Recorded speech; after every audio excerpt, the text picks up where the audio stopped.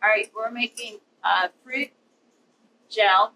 So this is blood orange puree with glucose. We're just going to bring that up to a boil.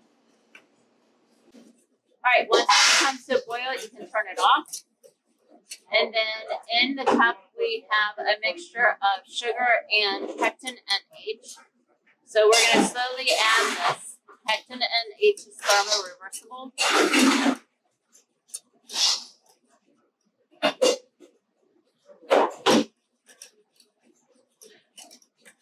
Pectin and H is thermoreversible, so that's why we are using it for the gelée.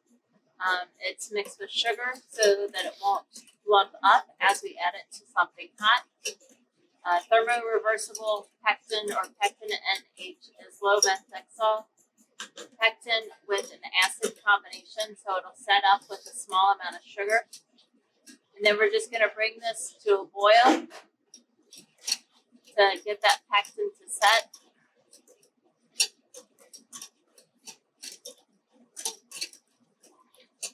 Once this comes to a nice hard boil, and turn it off and then put it in another bowl so that we can cool it down to about 120 to 90 degrees.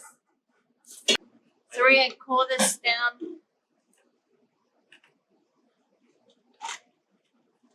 to 120 or 90 degrees. Most important thing we're looking for is to have the sides, the pectin starting to set up. So when we put it into our mold and then into the freezer, it sets up a little bit quicker.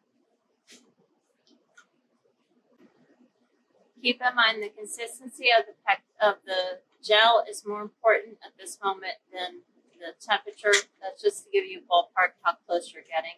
So if you start to see it setting up on the sides of the bowl, you can go ahead and start taking it off and kind of go back and forth and get it cool. Ideally, you want this to not quite be like yogurt, but to be getting close to yogurt, and then pour it into your mold. And then you're going to put your mold, on a piece of cardboard circle so that it will stay balanced, and you're going to put that on a scale.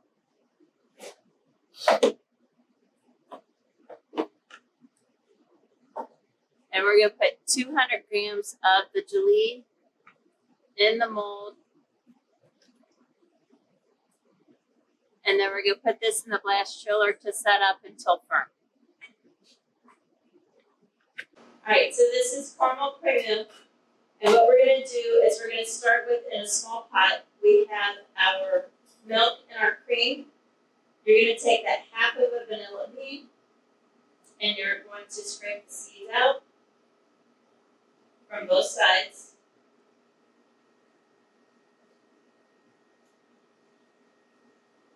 And then you're going to bring this to a boil. Okay, this is a step that Andy doesn't tell you to do. It's a step that you will honor who does the chocolate book that I use. It's a step that he has you do, and I like this step. I like the end result. I'll talk about it a little bit more. So I'm going to bring this to a boil.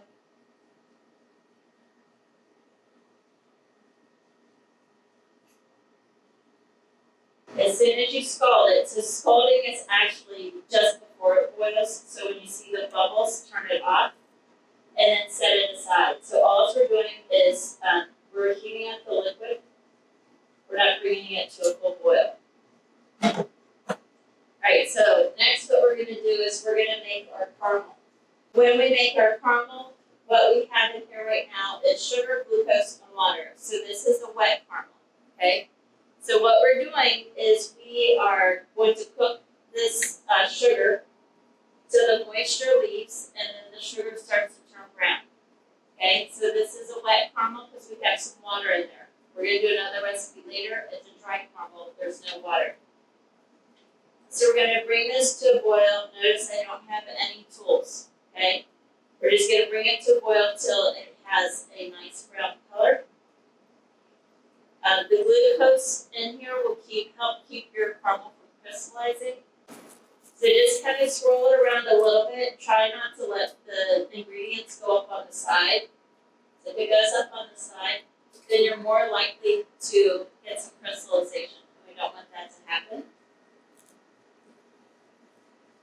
So we're just going to swirl it just a little bit. And then just let it set once the sugar's dissolved, okay? Since we're going to be diluting this caramel with the cream, we don't have to be as careful as if we were just making caramel, alright? So what we're going to do is we're going to watch. Right now we have a bunch of really little bubbles. That means there's a lot of moisture in there still. And once when the bubbles start to slow down and get bigger, that means we're about to turn to brown into a caramel color, okay? Now, caramel, this is where our flavor is coming from for our cream milk, okay? So the color of caramel is how much flavor you're going to get in.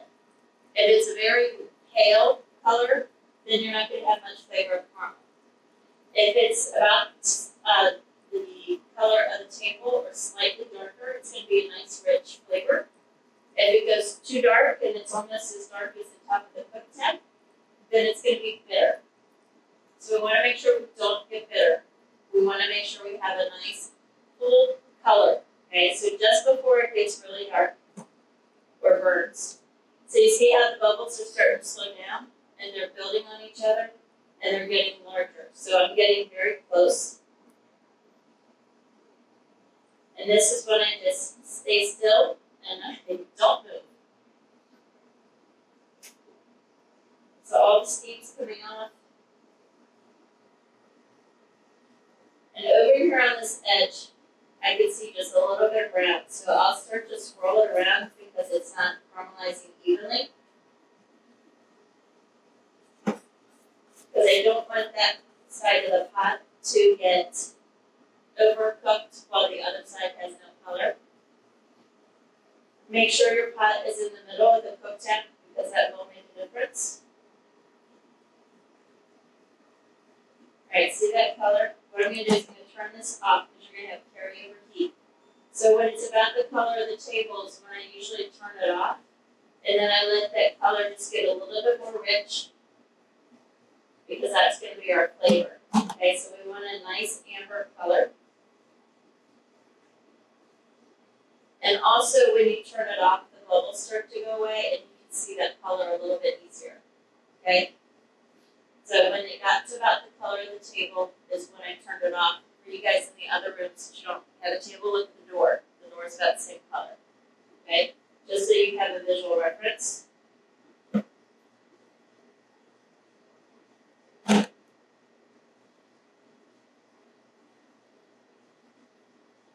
Alright. So it's getting nice and dark, so it's a little bit darker than the table. Can you see the color? Can you see the difference? It's a little bit hard in the monitor right now, I'm sorry. Alright, so what I want to do next is I want to not use any tools, okay? I'm just going to simply pour my cream and my vanilla into my caramel. I'm not going to stir it, and my caramel is currently turned off.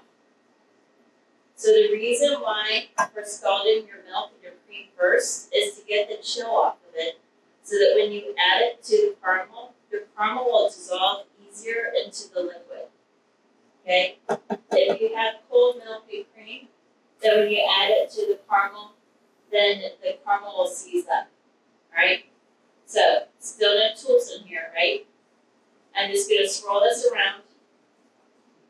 I'm going to bring this to a boil. So a nice hard boil, turn it off. Alright, and I'm going to let the heat melt the caramel and kind of swirl it around. So what I found is if I add a tool in here, then the caramel just sticks to the tool and then I struggle for a while to get the caramel off of the tool. So that's why we're not using it, okay? I also used to like to use a whisk because it would be nice to whisk out those lumps. Well, it just sticks all to the whisk. So I started using a rubber spatula and it's much easier. And it comes off easier than the spatula, okay? We have high heat spatulas, that's why they have the round handles, so it works conveniently, okay? Alright, so now I've warmed it up should be pretty well melted. It's not gonna be completely melted or dissolved, but I'm gonna have less to stick to my rubber spatula. So I'm gonna go and I'm gonna swirl and use my spatula to get the caramel off the bottom. And try to get it dissolved into the rest of my cream in my cup. So if I keep boiling this, I'm gonna evaporate away my milk and my cream. So that's why I just bring it to boil once, that's it, done. Okay? Make sure you're scraping the caramel off of the bottom. Next, what we're gonna do is we're gonna take our sugar and our egg yolks and we're gonna whisk those together. So when you guys are in the heat of trying to get everything measured and marked for the day, because once when you guys start working on your end, you're going to start moving quickly. It's okay to measure your yolks and your sugar together, but as soon as you measure them together, you want to mix them together and then cover on plastic wrap. If you just leave the egg yolks on the sugar is going to absorb the moisture out of the egg yolk and it'll kind of turn rubbery and gross, and you can't whisk that out. Okay, so make sure you whisk it together and then cover it while you're finishing and doing other things. Alright, so now we're just like a creme glaze. So we've got our liquid going into our eggs and our sugar. So we're going to slowly add our liquid to our eggs.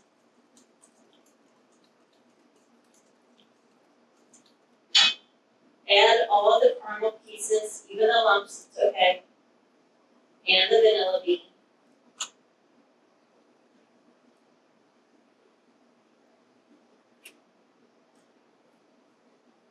I even have a little bit of caramel at the bottom of the pot, and that's okay. Alright, just try to reduce that as much as possible. We're going to make this a double boiler. It's going to do two things for us. By making this a double boiler, we're going to add hot water, and that's going to help us be able to clean that caramel off the pot. And then we'll also have the caramel to be able to, we're making caramel glaze, right?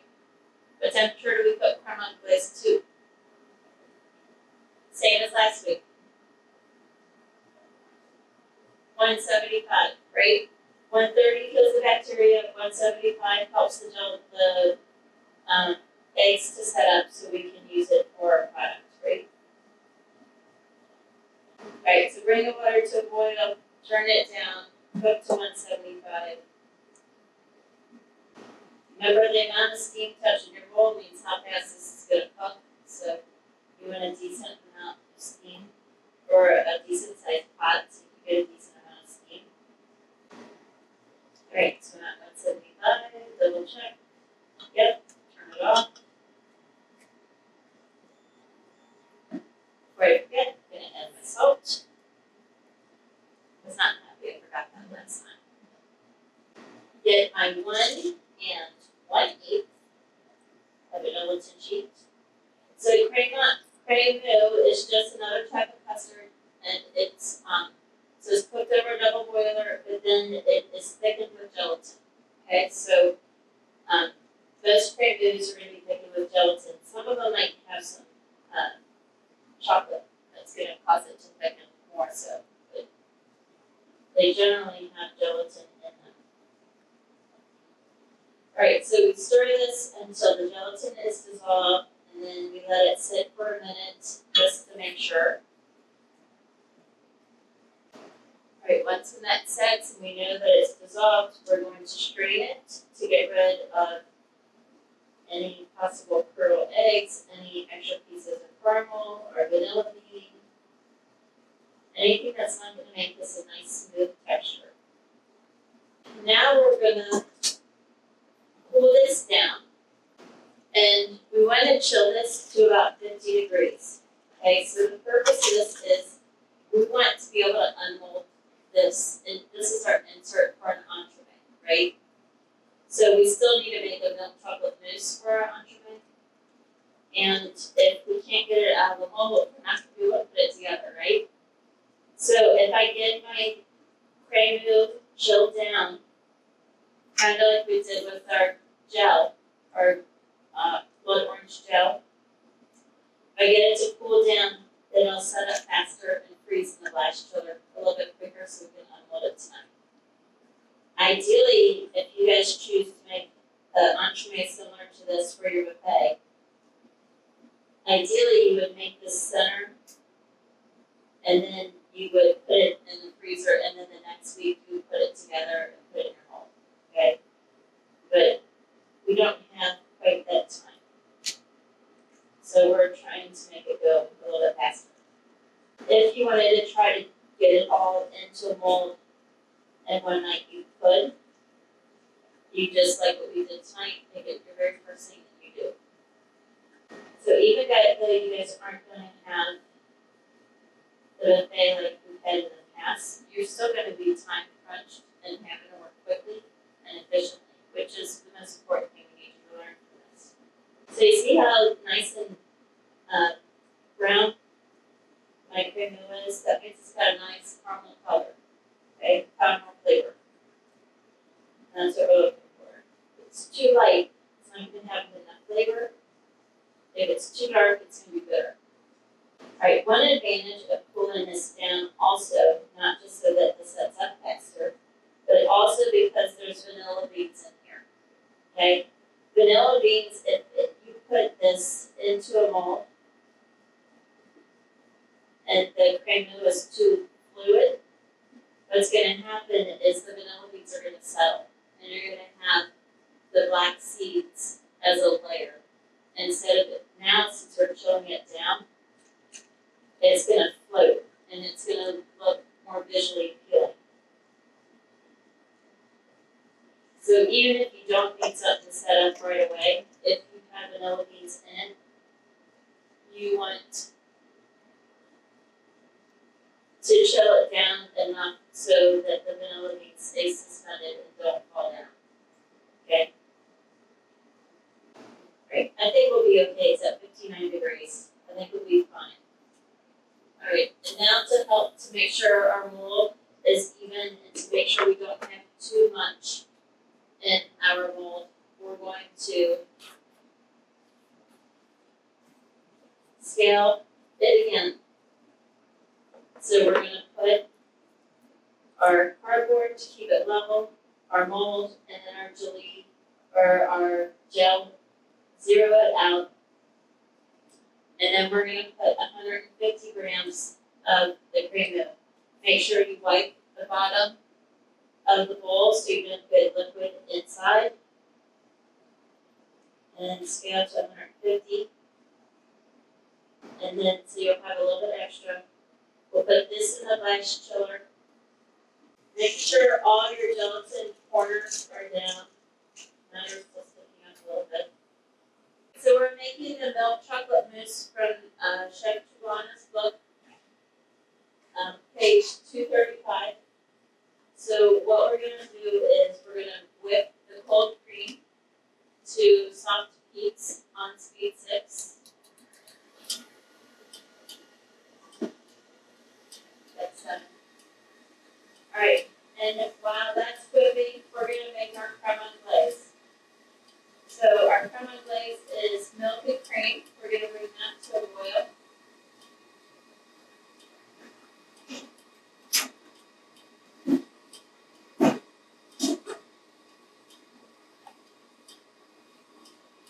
While we're warming that up, you can start mixing your egg yolks. Note that the egg yolks don't have any sugar in it like normal creme anglaise or most creme anglaise recipes.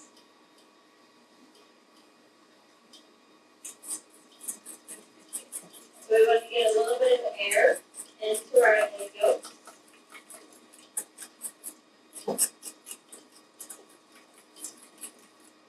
When the milk and cream is scalded, turn it off.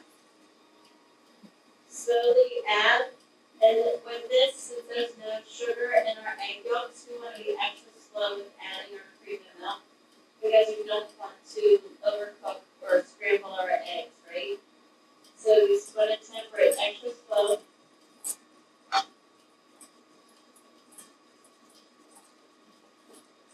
Making sure to dilute those egg yolks as we pour.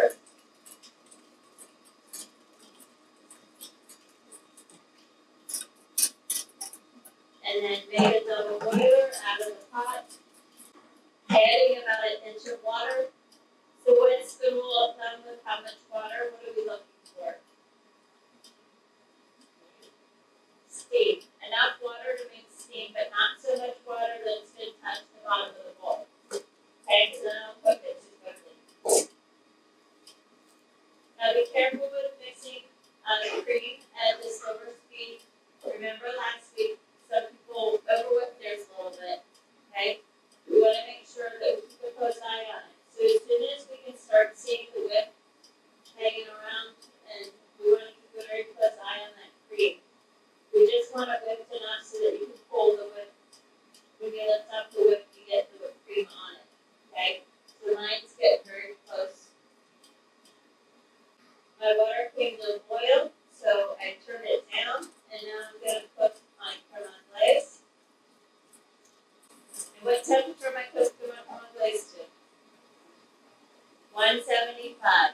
Enough to kill the bacteria, but not so much that we're going to curdle it. Okay? If we go much over 175, it's going to curdle and be broken. But we want to have some structure to those egg yolks.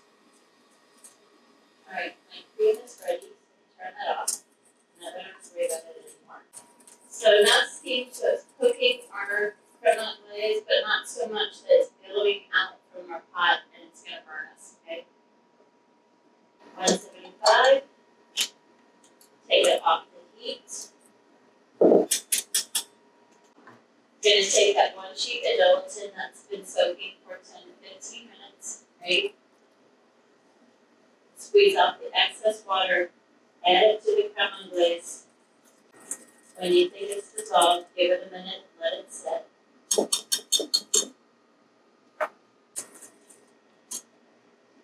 You're going to take the creme anglaise with the gelatin, pour it over top of your chocolate. And now this time we want to make sure that all of our chocolate is melted. So we're going to let this sit.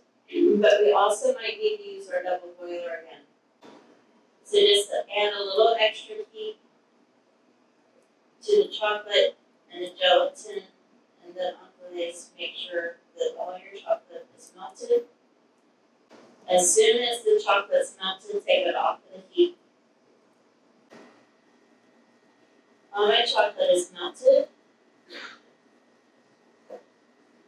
I'm going to take it off my heat.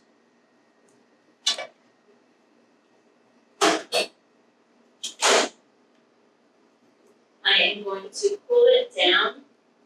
So I'm going to be cooling it into my whipped cream, right? So what temperature should my chocolate be before I cool it into my whipped cream? 85 degrees, right? What happens if my chocolate's too warm when I cool it into my whipped cream?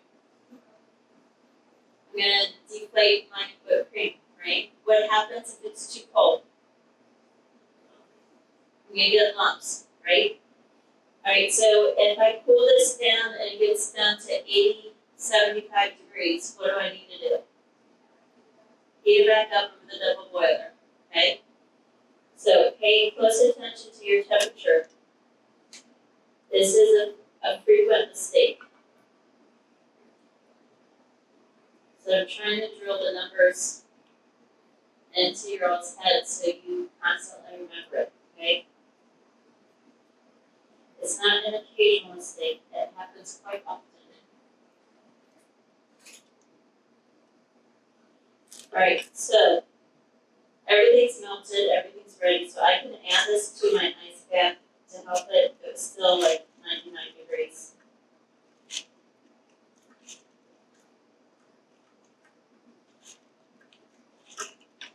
So just like with our caramel, we had carryover heat. With icing, we have carryover chill. So I like to put it on, kind of mix it a little bit, and and then check my temperature. I don't like to leave it on the ice pack because most of the time it will go too far, okay? So take it on, check it out, and then take it off when you're done. Or to check it. Don't just leave it on there, because if you leave it on there, it's still chilling, right? Alright, so it's actually 85 degrees. I'm going to double check, make sure it's still right. So I'm going to stir this. Lift it so that I get the probes merged properly. And it is 85 degrees. Alright, so this mousse is a little bit different than a lot of mousse that you usually work with, okay? This one has a lot of chocolate in it and not a whole lot of other ingredients to make it so that the chocolate's less likely to set up. So what you need to do is you need to move very quickly. You can't stop in the middle. You have to go with these next steps I'm going to give you. You have to go very fluid and very quickly with it, okay? Very important. So I'm going to clean out my rubber spatula. So the first step I'm going to do is I'm going to take a good scoop of the whipped cream, add it to my chocolate, and stir it and fold it in.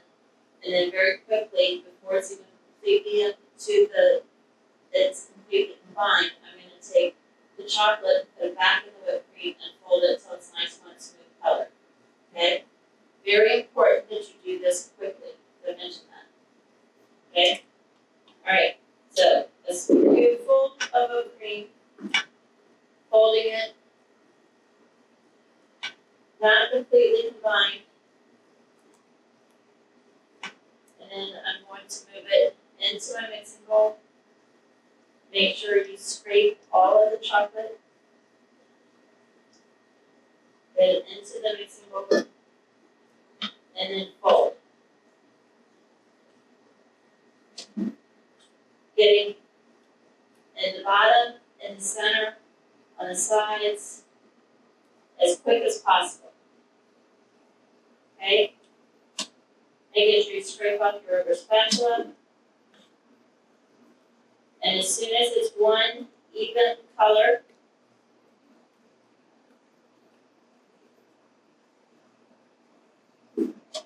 we're going to take a large pastry bag, have it ready to go.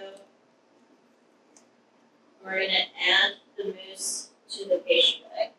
This is just going to make it easier when we add it to our entremet mold.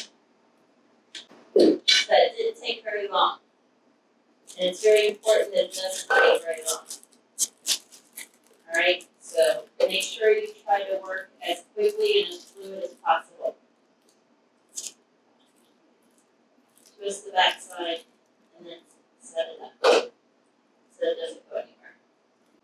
So, what we're going to do next, we need to unmold the blood orange jelly and the caramel crème. But what I want you to do first is take that one off and put the new mold on. You're going to cut a large tip from the pastry bag because it's about convenience of getting the product where we need it to go. It's not about a small hole. So if you have a small hole, you're going to give ridges to your entremet. So you want to make sure that you get it in there quickly as possible. So what you're going to do is you're going to keep the tip down low in the mold, and you're going to fill the mold about halfway full, or maybe even a little more than halfway. And then you're going to hold that mousse back up. And then you're going to unmold the crème and the orange jelly. Okay? The crème mousse is still going to be pretty soft, alright? So you got to be kind of gentle with it.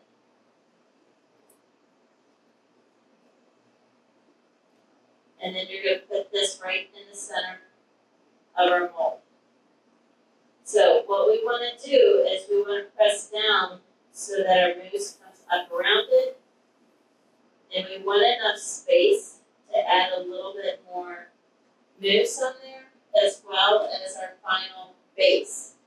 Alright? So It's probably about a half an inch from the top.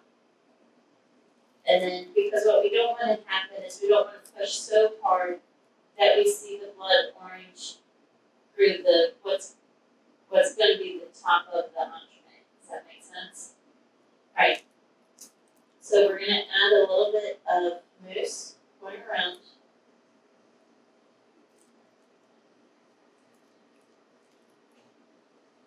I want you to hold the mousse, the entremet mold and the cardboard, and I want you to tap it.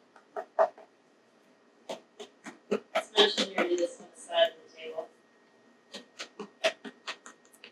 And the reason we're tapping it is for a couple. One, we don't want any air pockets around the outside of our mold. Okay, so by tapping it, it's going to help those air pockets to release. And it also will level off the mousse, so it should be nice and flat. Okay? So the next thing we need to do, we're going to take a cutting board, and we're going to take that guillotine,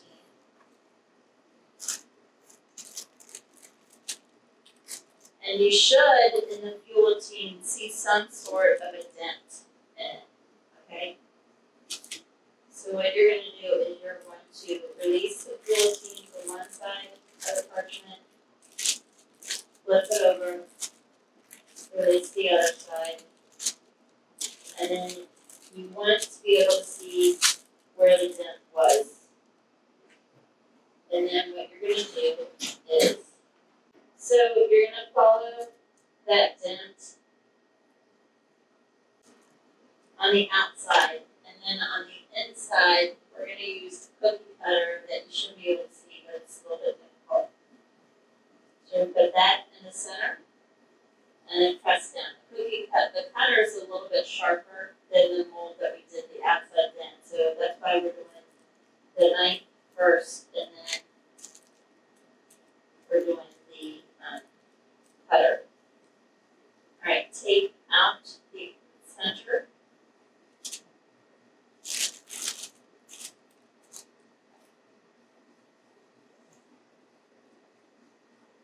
And we're just going to lay this right on top. We're going to press down just enough, and we want the mousse to be level with the base.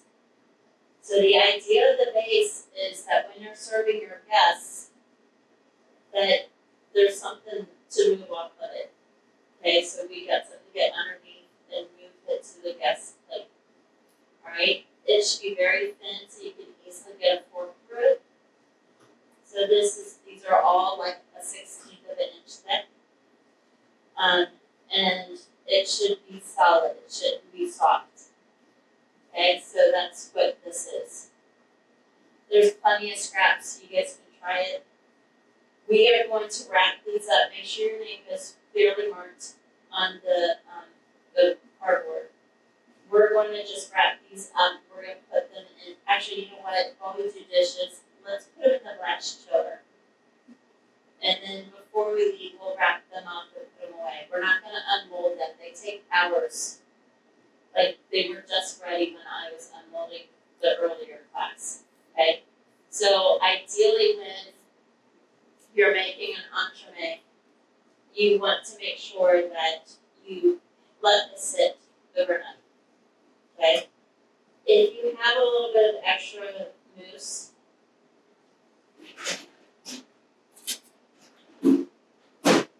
don't be afraid. Just scrape it off. Okay? This should lay flat